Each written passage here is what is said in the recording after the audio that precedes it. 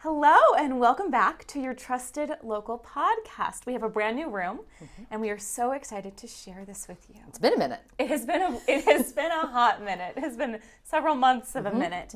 But that is because our incredible engineers have been so hard at work completely renovating this room here. They've brought up this lovely desk, which you may recognize. It used to be a weather desk back in the day. We have some gorgeous lights. We have some better microphones. Yeah. We're legit now. So this is sort of a test. So if you're with us, thank you so much for being, an OG. And we're going to kick off this trusted local podcast with some stories that have been of interest that we might be able to provide some more insight that we've been covering as local journalists out of East Central Iowa. All right. What do you have? So I want to talk a little bit about Doge. Now, obviously, that's a national story, and a lot of changes and cuts have been made at the national level, but one that has impacted the community of Vinton here in eastern Iowa is the Doge cuts to the AmeriCorps program. Now, AmeriCorps, when I first learned of it, I thought people were just getting confused with the phrase Peace Corps. And I'm talking like 15 years ago or 20 years ago. It took me so long to figure out what AmeriCorps did and that it had such a big presence in Vinton. Yes, and people don't always get that connection. Yes. But so the way I understand it is the AmeriCorps, which is kind of like Peace Corps but stateside, has 4 headquarters scattered throughout the country. And this is now talking the federal AmeriCorps or national AmeriCorps. There's also state-based AmeriCorps. That's different. Doge is only defunding the national AmeriCorps. And Vinton is one of the 4 headquarters scattered across the country. And one of our coworkers, Jackie Kennan, I believe, did a story, 5 years ago, about the AmeriCorps presence in Vinton, saying there were 400 people at one time as members in that community. Vinton's not huge. No, Vinton is not huge. So 400 people is a pretty big dent. And there are, so many people participate in this program. And a lot of them aren't staying, in Vinton or maybe working in Vinton.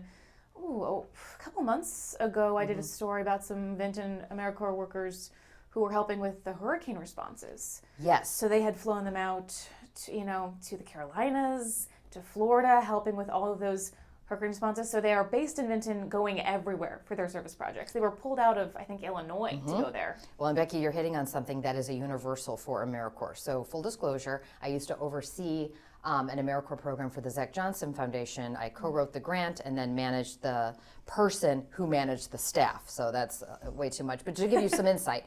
And one thing that when you go through the AmeriCorps program, and this is through the state, when I oversaw this program, it wasn't the national one, so the state of Iowa, because I oversaw it, I had to do an FBI fingerprint background check. Wow. And which was, I didn't have to go through those many hoops to work here at TV9. Wow, so they're intense. It was a little intense, and they were very clear with us. If there was a natural disaster in the United States, whether it's in your backyard or states away, your staff could be redeployed.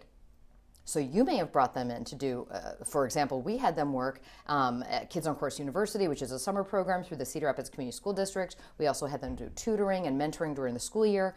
And after the derecho, they pivoted and were helpful in the Cedar Rapids area after August of 2020 when that terrible straight line windstorm came through. And so what we heard wasn't just from nonprofits like you talked to, Indian Creek Nature Center, when they said, we had these members here one day, and then the next day they couldn't come back because they received an email saying their funding had been cut through the Doge cuts. And we are hearing now that a big impact, in addition to those individuals who were sent home, and the nonprofits impacted the community of Vinton. Tell me more about that. So Vinton is I don't want to use the word reeling because that's too overstating it. Okay. We heard from the mayor wrote a letter, and it was read like a eulogy. And he was like, we have to focus on being appreciative of what AmeriCorps did for us and the legacy they have left. And so this is a mayor who is really in some feelings about this program winding down immediately in his town. Are they doing, work in Vinton, or is this like an economic impact? Both. Okay. Both. So nonprofits could tap into that national, AmeriCorps program that was operated out of Vinton. But, we talked to some folks, the Parks and Rec guy who said, hey, they would, buy snacks at the local gas station. Yeah. They were buying clothes. Their families would visit them. So Vinton sort of became this hub of activity because of this AmeriCorps member program. So we get in a little bit, you should hear us in the newsroom. We talk a lot about which words are the right words to use to describe something and which words are convenient but maybe inartful. And when it comes to AmeriCorps, a lot of people call them volunteers or they call them workers. Within the AmeriCorps program, they are members. They are not volunteers because they do receive a stipend, and they are not workers because they are not supposed to be displacing any job that could be made available to a regular employee. It's a very specific It is a very specific carve out. For example, if you're an AmeriCorps member and you get let go or you don't complete your contract or whatever, you cannot get unemployment. Because you are not considered an employee, but you're also not technically a volunteer because there was a stipend. Trust me, no one's getting rich being an AmeriCorps member. It is a very small stipend, and that may have changed since the years I oversaw it. They even got like automatic access to receive food stamps, but again, that was a number of years ago. So interesting to see how decisions being made by Elon Musk and his team in Washington, D.C. within the Trump administration, his filtering down to Vinton, Iowa, and the impact it is having from the people we were able to hear from. And it brought me back to a lot of the memories we had with AmeriCorps. And I'm not involved with the organization at all anymore. But the people of Vinton, the ones we talked to, they don't know what's going to happen to that property that used to be the Braille and Sight Saving School, where they did their trainings and where I believe some were housed. Oh. It's a pretty big campus. We were not able to get a hold of the current owner to see what is next, but that's a pretty substantial campus that we understand is now going to be empty if it's not already. That's concerning, absolutely. What do you have? We have a bill. This is kind of a little more fun. Okay. It's going to end up being fun. We have a bill that is heading to Governor Reynolds' desk. Okay. That sets some new education requirements Okay. for our high schoolers. Oh, the civics test. It's the civics test, and I'm hiding my binder. Okay, I love it. I'm ready. Because after we give some context here, I'm going to quiz Oh, I'm so scared. on the civics test. Credit to this idea goes to our producer, Elizabeth Neruda, who told me one about the bill and two about a story from another news outlet, KCCRg, who was quizzing people on the civics test. It was brutal. I looked through all brutal. 100 questions. Let's back up. Yeah. So, going to Governor Kim Reynolds' desk right now is Senate File 369, which would require students graduating high school to get at least 60% on a 100-question multiple choice exam. Okay. Multiple choice. Okay, that multiple helps. choice that helps. exam. Just about civics in the U.S. It's the same questions. It's the same group of questions that immigrants who want to become U.S. citizens. Those questions are pulled from these 100 questions. Okay. So. Oh my gosh, I'm so nervous. I don't want to look stupid. They have to get 60 of these questions right. Okay. And I tried to pull a couple from each different section. Okay. And some of these do have more than one right answer. Okay, all right. How many amendments does the Constitution have? 20. 24? 21. Multiple choice. What do you think at home? Is it 20? It's 27. 27. 27 I'm off amendments. to a solid start. That's one I wouldn't have known either. Okay, what are two rights in the Declaration of Independence? In the Declaration of Independence, the right, pursuit of happiness, liberty. Yes. Okay. Perfect. The other one is life for anyone. Life. One, life, liberty, and the pursuit of happiness. Some of these questions are very confusingly worded. Oh, great. So, Can't wait. what is one responsibility that is only for U.S. citizens? What is one responsibility that is only for U.S. citizens? Don't look at our producer. She's trying to mouth you an answer. Can I get a multiple choice? A responsibility, to vote. Vote in Elections? vote in a federal election. Vote in a federal election. And there is one other answer on here. That means the same thing? No, Oh. no. There's only two options? There's two options given. Responsibility, vote, and be informed about what is going on in the electorate to register to vote? Serve on a jury. Oh, which I have always wanted to do and have never been asked. Really? I feel like maybe there's a little dot by my name, so they never. I don't know. I get kind of jealous when people get asked. Yes. I've never gotten to go. Same. When we go, we're reporting on it. Right. Which is it can be really boring. Really can be brutal. Juries. I mean, yeah. Yeah. Some trials last forever. I forever. would love to know what the jury experience is like. Absolutely. It is so fascinating to me. So wait, let me get this right. So, U.S. citizens. One responsibility only for U.S. citizens. Serve in a jury, and the other is vote in a federal election. And there are no other. We're off the hook on all other topics. Great. I guess so. I love it here. I guess so. Okay. Also, I did not get that one right either. So I am doing terribly. We're doing great so far. What is one promise you make when you become a U.S. citizen? You promise to follow the Constitution, or love it. Defend is the word. Defend it. I knew it was something. Love the Constitution. Defend the Constitution. Yes, that's one. Also promise. Wait, what is it? It's only asking one, so you got it right. I'm done. You got it right. There are so many listed here. Serve in the U.S. military if needed. Obey the laws of the U.S. Give up loyalty to other countries. This one is serve or parens do important work for the nation in parens if needed. Be loyal to the United States. Also, if needed, serve the important work. That was such an kind of seems like if I were grading an essay, I would ask for more detail, please, to the artist who put together this 100-question test.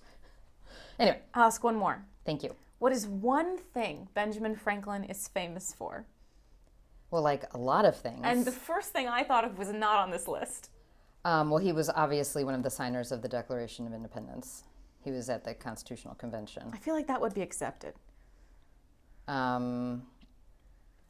He wrote many books. He did. Oh, that's on here. Writer of Poor prolific. Richard's Almanac. Yeah. Yes. Yeah. Okay, read the rest of them because now I want to know everything else about that I can't think off the top of my head. U.S. diplomat. Yeah. Oldest member of the Constitutional Convention. Why would the oldest? That seems That's like on ageism. Just he's on it. First Postmaster General of the United States. I did not know that. didn't know that. And started the first free libraries. I feel like I should have known that. I did not. My first thing was the key story, the key on the kite. Isn't that Edison? No. No, That was it's Franklin? Franklin. That's Oh, it is Franklin. Franklin. Edison stole all his ideas from Tesla. Yes. That's a thing people fight about But today. didn't Benjamin Franklin fly the kite, and the kite got electrocuted and hit the key? I do remember hearing that. I need to fact check it. I don't know trust the nothing and no results one. of that study, but I do remember the story about it. I definitely remember this story. That's what I thought about. Not on this list. But Incredible. again, these are just a few of some of the questions that high school students starting in 2027 will have to know in order to graduate. They won't be able to get their high school diploma if they don't know enough about the U.S. So I mean, I get it. I get why this is a popular thing for a lot of people to do. And one thing I think is hilarious is a lawmaker who's critical of this bill at the last minute, kind of at the last hour, said, well, what if we added an amendment that all of us here in Des Moines, all elected officials, all lawmakers under the Golden Dome, also have to take this test annually and post our results for public consumption. That was shot down, but I thought that was I think that's a great idea. a hilarious, oh yeah, If you're going to make them do it. well, then we should too. Yeah. And that did not succeed. Also, I'm glad not surprised. my results have not been published. I did look through some are very obvious. Some are. Some 3 branches of yes, government, yeah. you know. Who is the president is one of the questions. Yeah. And to become a U.S. citizen for immigrants, they have 10 questions that are taken off of that list, and they have to get 6 of them right. Okay. So they don't have to go through the whole 100 questions. 100 questions that, I mean, if you spend 30 seconds on a question, that's less than an hour, so about an hour-long test. I can just feel the anxiety of educators across the state largely saying, oh great, another mandate. Yes, and I believe this law, it has to be free for students to take, they have to facilitate it. So they're going to have, I don't know when they're going to, among all the other tests, Does squeeze it this one have in. to be provided in English? Because I know it does to be a U.S. citizen. Did your reading on the bill, did they address that? No, I don't remember that part. I guess I'm just curious because obviously some words are not easily translatable or aren't like when you're learning a new language. I mean, Constitution, Yes. right? Yeah. I mean, I can do my colors and count to 10 in Spanish, but I can't do that year one. And I do know, obviously, it is a requirement that schools, at least public schools, accept students no matter their proficiency in the English language. So I'm thinking interesting. like if you had to implement this at a school, Yeah. you oversaw some What things are you were some of like, the where's my guidance? obstacles there? And I'm betting the the Department of Ed might be providing that guidance. One thing I learned early on is you would get a bill and the governor would sign in a law and be like, well, how are you going to do this? How are you going to do that? Kind of like I am now. And lawmakers would be like, slow your roll. It's all about the guidance. It all depends on how kind of the bureaucrats, which has sometimes a negative term to it. I don't mean to use it in that negative sense. How they interpret or carry out some elements of it is up for them to decide. That will be interesting. It is interesting. Yeah. That was a great one, Becky. Yours was really cool. Well, I just thought that would, shout out to you again, Elizabeth. I thought that would be very fun. Looking through these questions, there were a lot of answers that I knew only because I know the musical Hamilton very well. So Same, but we will not sing for you. I really would have ghosted on a lot of those questions if not with that. Yeah. Okay. All Yeah. right. Awesome. Well, that's all I have. Well, then that is all the time we will take up from you today. Stay tuned for more updates coming from this lovely podcast studio. I have just received blessing to do some decoration around here, so get ready for that. I'm very excited. Maybe we'll get some plants in here. That would be wonderful. Right now we have a fake plant in the corner that's covered in dust that we're not going to show you because it's embarrassing. Real plants. All right, until next week. Bye.